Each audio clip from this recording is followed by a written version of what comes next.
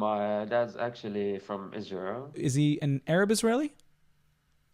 Yeah. Do you believe Arabs in Israel experience apartheid as an Arab? I think that the Israeli government practiced a bit of apartheid. How come? If Arabs are allowed to vote, they're allowed to become lawyers and doctors and do whatever they want. Before we get into the video, don't forget to subscribe to my YouTube channel and hit that notification button so you can be notified every time I upload new content. I would also like to say thank you to all the people supporting me financially using Buy Me Coffee or Patreon. Thank you so much, and let's get to the video. Yalla. Where are you from? I was born in Germany, but my parents originate from the Middle East. From the Middle East. Can I ask you where in the Middle East? Yeah, my dad's actually from Israel, and my mom is German. When you say Israel, is he an Arab Israeli? Yeah. Awesome. What did your father tell you about Israel? Did he tell you it's a bad country? I've been there a lot of times. Like I have family there, my grandparents, my uncles, and I love it. And, very nice people, very friendly. I'm actually streaming right now, just so you know. People are watching. Yeah. You don't mind that people are Okay. watching? No. Okay. Do you believe Arabs in Israel experience apartheid as an Arab? I think that the Israeli government practiced a bit of apartheid, not the Israelis. I think the government is extremist, yeah. But I think a lot of Jewish people are nice. I don't have a problem with the Jewish people. I have a problem with the Zionism, extreme Zionism. I have the problem with that, not with the Jews. I have a lot of Jewish friends, but yeah, I don't support the Zionism and the idea of that it has. You said you have a problem with the government because there's some sort of apartheid against the Arab Israelis. How come? If Arabs are allowed to vote, they're allowed to become lawyers and doctors and do whatever they want. The only thing that is very different is the fact that the people that fled or were told to leave in 1948 or different wars that were launched by the Arabs are not allowed to return because in defensive war, it's legal to capture land. And Israel was conducting a defensive war. Yeah, but it started as an occupation war.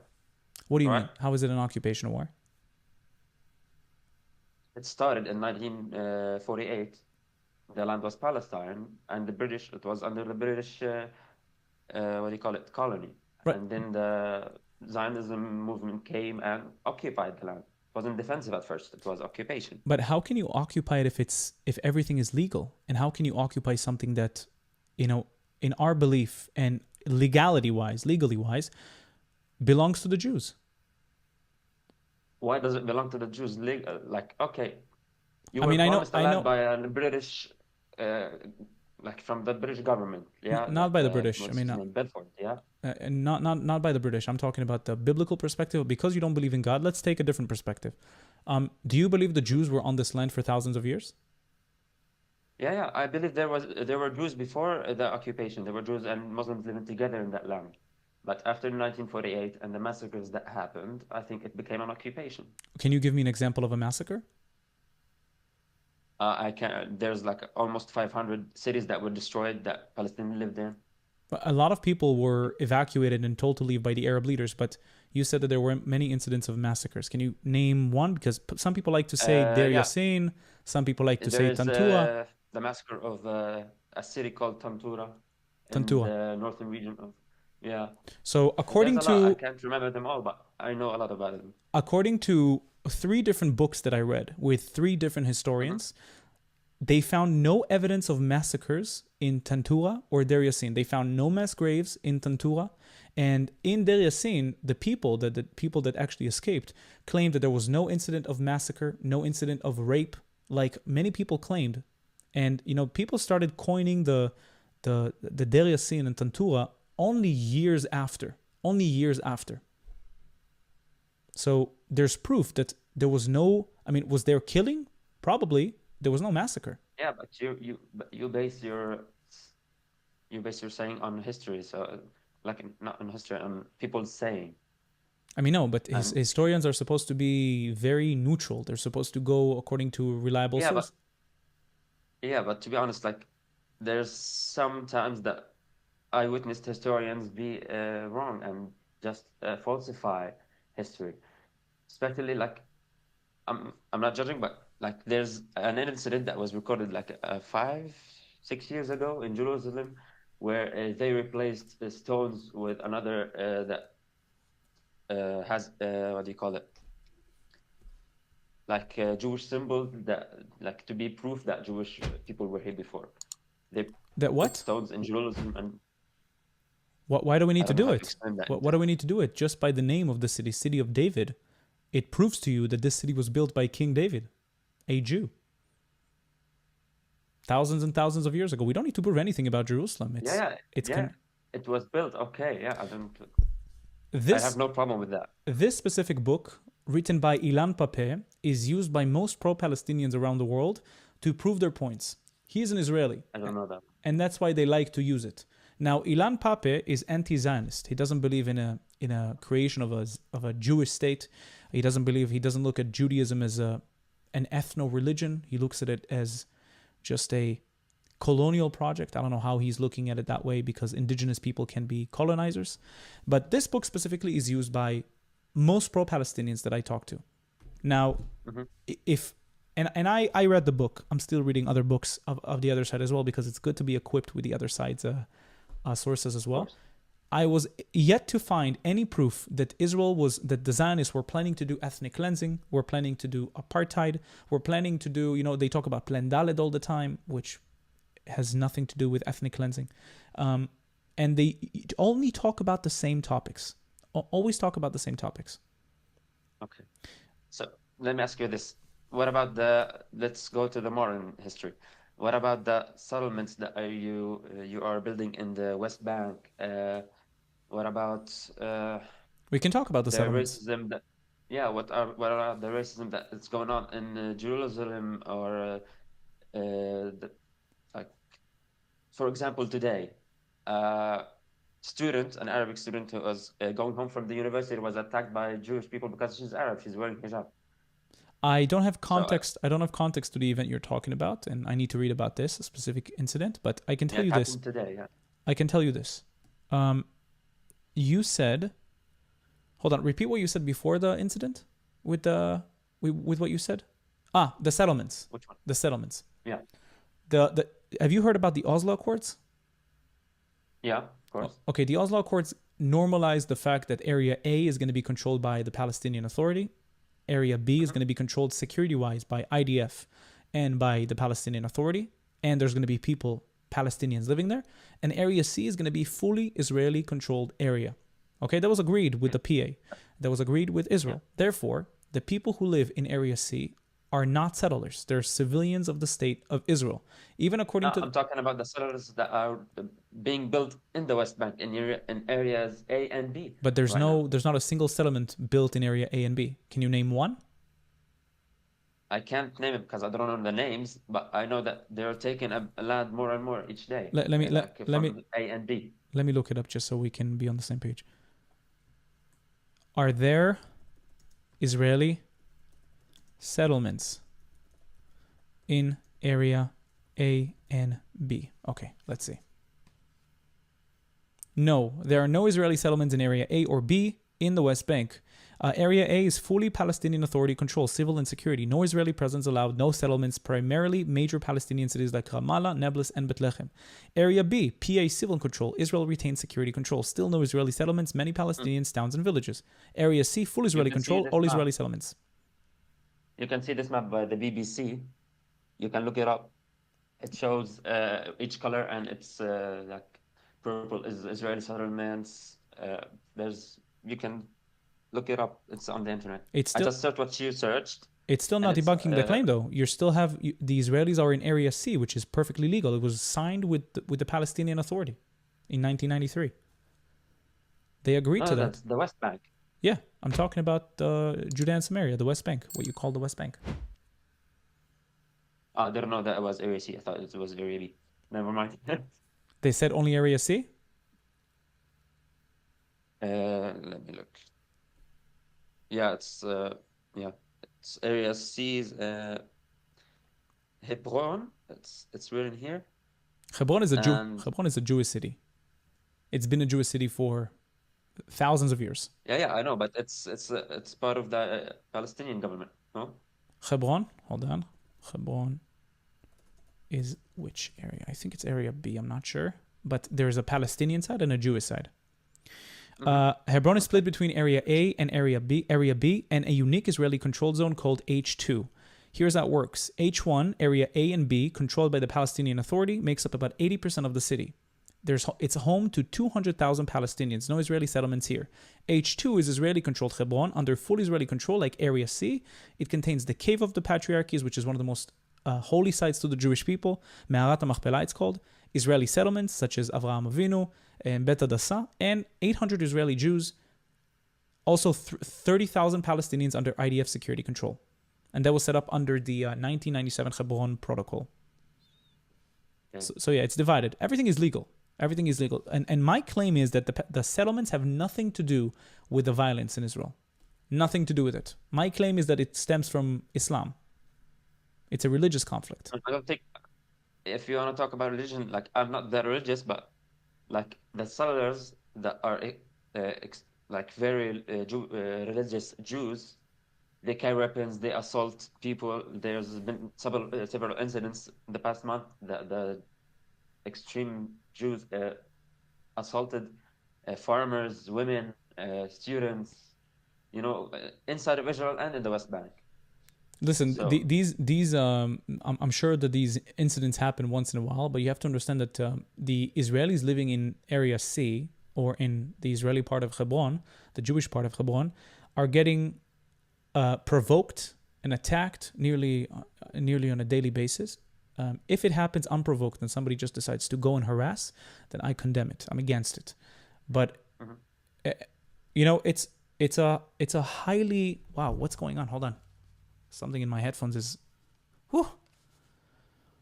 Okay, I thought I became deaf for a second. People are harassed. The Jews are harassed in specific areas like Area C, and then when they respond back, the media news outlets report only on that side specifically. Now, if you want the people to live in peace, and if you want the checkpoints to be removed, right? What's the solution in your opinion? to be honest, I don't think there's a solution, because like you have the extreme government in Israel, and you have the resistance groups in Palestine, and Why are you calling it resistance? Why are you calling it resistance? That's the first thing. And second, why are you calling it an extreme government? It's not an extreme government. You have Arabs sitting in the Knesset. no, it's extreme. Yeah, there's error, but when like you have like approximately 9 million people in Palestine, in Israel, yeah, Yes. Why'd you call it almost Palestine? because to my point of view, it's still Palestine. You consider it, but you said your dad was born in Israel. Yeah, like he has an Israeli passport. Okay. Yeah, but if And your let's dad get back to the point. Yeah. your dad was being discriminated against. Was he not allowed to vote? Was he not allowed to open businesses? Was he not given the same rights as Jews? My uncle got declined from the university in Israel because he's Arab. In the what do you call it? I think it's called Re'ayon in Hebrew. Interview? Yeah, exactly. The interview. He scored. You have this exam that you do after high school to Yeah. get into university. He scored 780, Psychometric. 780. Yeah, exactly. Okay. And they denied him because he's Arab. There was a lot of racist stuff. Well, I was denied to work there because my roots are Arab. I okay. tried to work in Israel because I had family. I lived there for like 2 years. In some places, I was denied work because I am Arab. So according to I wasn't allowed. what I'm seeing here, Arab citizens of Israel can do and attend universities in Israel. Key facts. Arab Israelis consisting of Muslims, Christians, and Jews are full citizens and have access to all Israeli universities. They make up about 20% of the Israeli population and are enrolled in every major Israeli university, including Yeah, I Hebrew know. University of Jerusalem, Tel Aviv University, Technion, University of Haifa, Ben I Gurion. know. So the Yeah, but fact that he that's was all rejected as the rules and different. the fact that he was rejected because of racism. First of all, I have no context to the incident you're talking about. Second of all, if you go to any pharmacy in Israel, the person that's going to be serving you is Arab. Most doctors in Israel know. are Arab. So how can you say that Arabs are being treated in racism against, because Israel is not a racist country. I because I experienced it firsthand. Like I Well, lived there for 2 years. I tried to look for a job. Some were blunt and said we don't want Arabs working here, and some others said you have to be serve in the military first, and then you're able to work in these uh, shops. Like I tried to work in malls and clothing shops, and they wanted military service. I don't know why, but maybe because they want to show you're patriotic to the country and that you defend the country in case of a terror attack, and you're not going to they. side with the other I side. think I think they were because I have an Israeli passport, so why would I be attacking or doing a terrorist? I think that they cover the legal side by saying that I need to have served instead of saying that I don't want Arabs working there.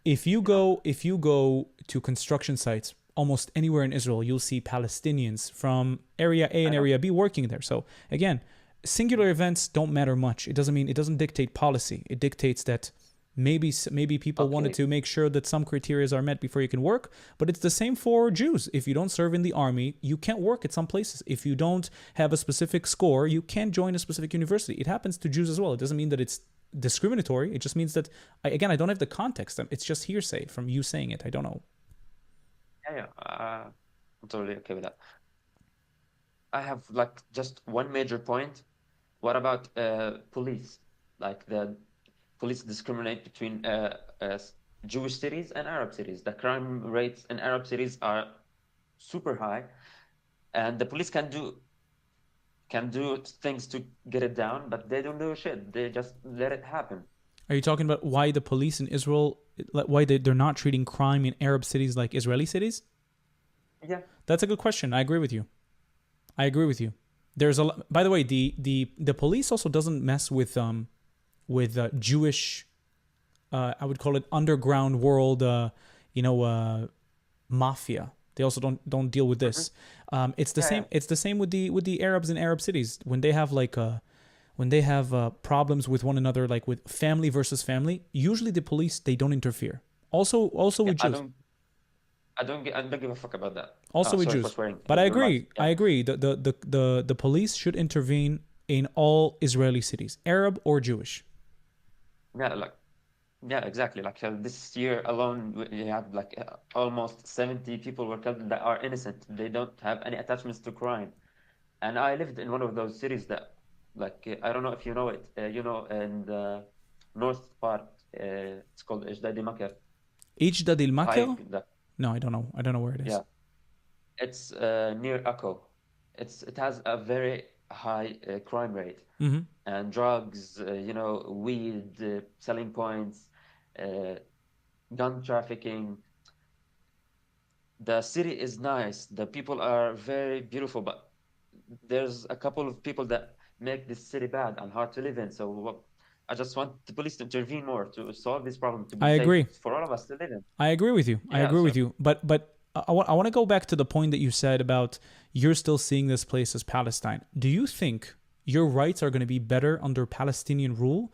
Because you're looking at the Arabs living in Gaza and you're looking at the Arabs living in area A and area B. yeah, Do you actually yeah, think but also Arabs living in Jordan and Arabs living in Lebanon and Arabs living in Syria and Arabs living in Egypt? Do you think that Arabs are treated nicely or better in Israel than the surrounding Arab countries? listen, I like it's subjective. Like if it were Palestine and it was like ruled from 1948 till today, I think it will be better than it's today, like in the West Bank, and it will be more organized. Yeah, but I'm also with you at that point. Like the Israeli government, like it's a what do you call it? A developed country. It's a Democratic country. modern country, almost democratic, but yeah, I mean, it's a modern there's country. no pure democracy there's no pure democracy, right? But it's the closest thing to democracy in the Middle East. If Arabs Yeah, have a right to vote, if Arabs have a right to get elected, if Arabs have a right to open businesses, if Arabs have the rights that the Jews have, then it cannot be an ethno state. It cannot be a Jewish supremacy. It means that we give the Arabs of the region, just like we declared in the Declaration of Independence of Israel, that if the Arab inhabitants help us build the country, they will get exactly the same rights, which exactly happened. That's the situation that we have today. yeah, but I think like you have almost 9 million people in Israel, 2 million Arabs, and almost 7 million Jews. So if you put votes against each other, the Jewish side will always win. So the government will be constructed mostly of Jews because like you have 7 million votes against 2 million votes. And so that's the problem, that the government today is constructed by almost 95% of Jews, and there's not much of a Arab voice. There's like 2 or 3 guys, I think. No, there's more. I think there's 11. I think there's Yeah, 11. out of what? Out of 120 or How something? many Arab Knesset members are there? Maybe 11 or 9, I think, if I remember correctly. Let's Yeah, see. but out of how much? Like 120 you have? I don't know to Yeah. remember. Yeah, so There are 10 Arab members serving in the parliament: Mansour Abbas, Afif Abed, Hamid Khamar, Yusuf Atuna, Yasir Hujaret, Walid yeah, Alawasella. so 8%. Yeah, but 8%. So but again, it's still it doesn't. And by the way, I still believe that Israel should be a Jewish majority state, because if Israel is going to be an Arab majority state, both you and me know no, what's going to happen. I'm not talking about majorities. I'm talking about like our voices to be heard. But Like you those have voices to be 8%, heard. You have the most anti-Israel politicians speaking against Israel in the Knesset. yeah, but like if you want to pass a law, if the Arabs are not okay with it, it won't matter because their votes are not gonna be that much effect against it. You know what I'm saying? But Hold on.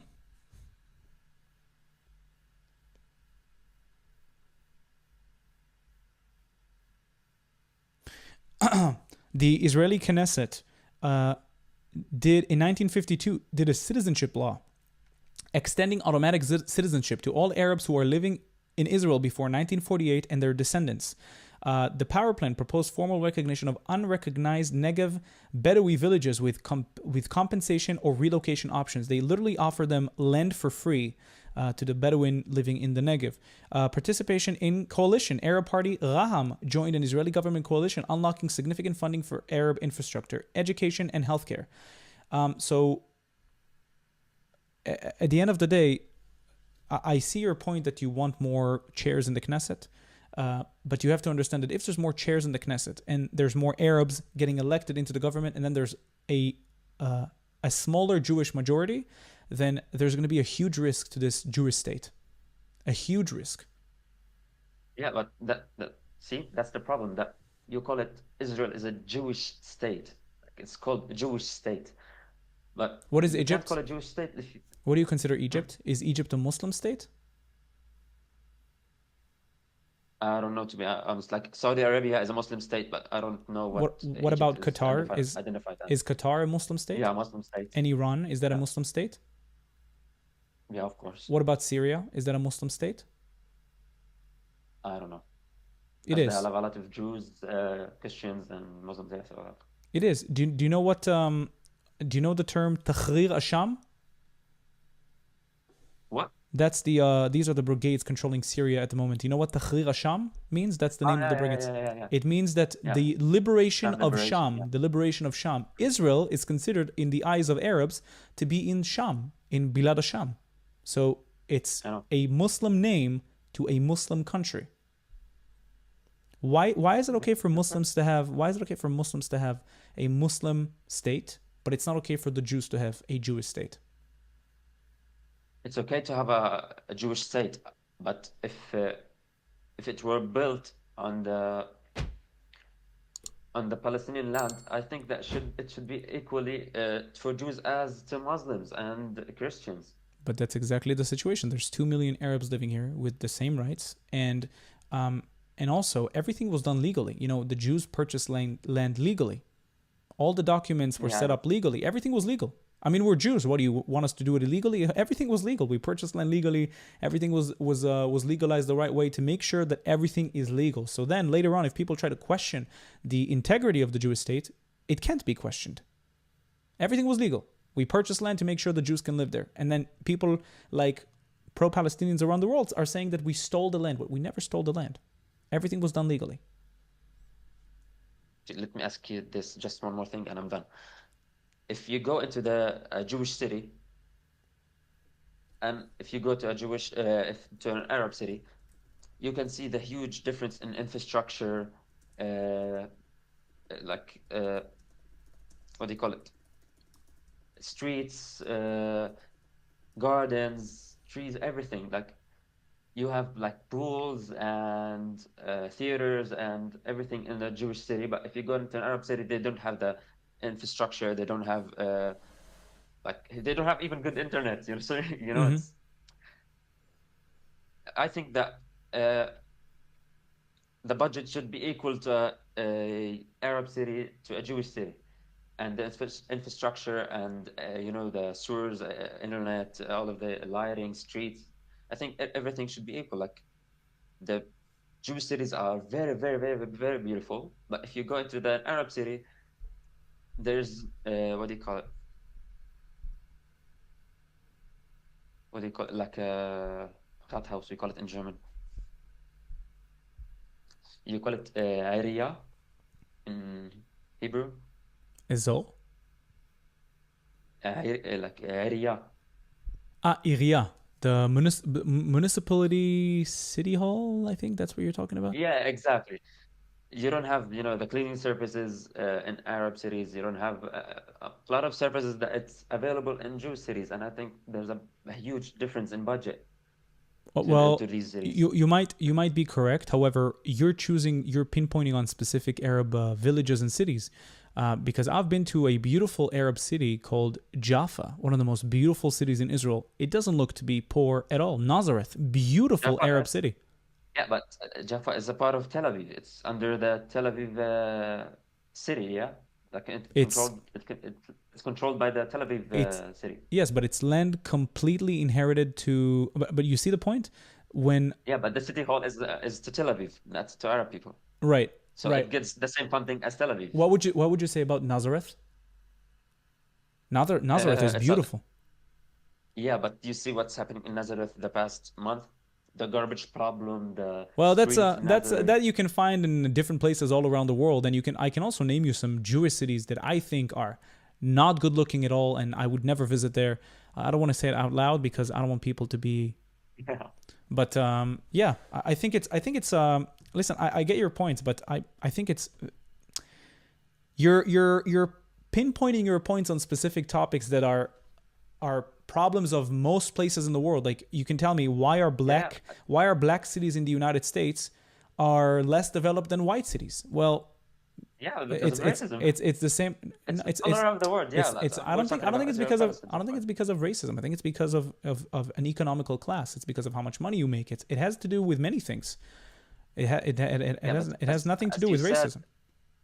yeah, but as you said, most engineers and doctors are Arab. So if we have like the esteemed jobs, where's the money going? You know, Well, I've seen Arabs living especially in. especially Oh, continue. especially like I'm talking about like what do you the city halls. The city halls. Where's the money? You know, in the city halls, you know, for streets, for sewage, for infrastructure, for Wi-Fi, for you know, Listen, there I could don't be know. some discrimination that's causing this, Mhm. some discrimination, but again, it's not a policy. It's not like a racist policy that some people claim. But anyway, I think we got the point of the conversation.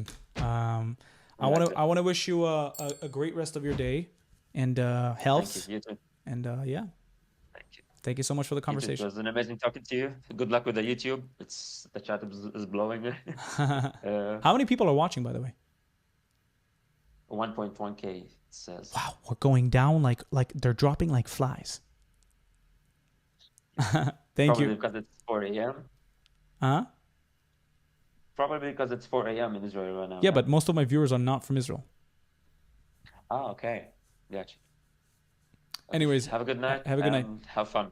Thank you. You Bye too. bye.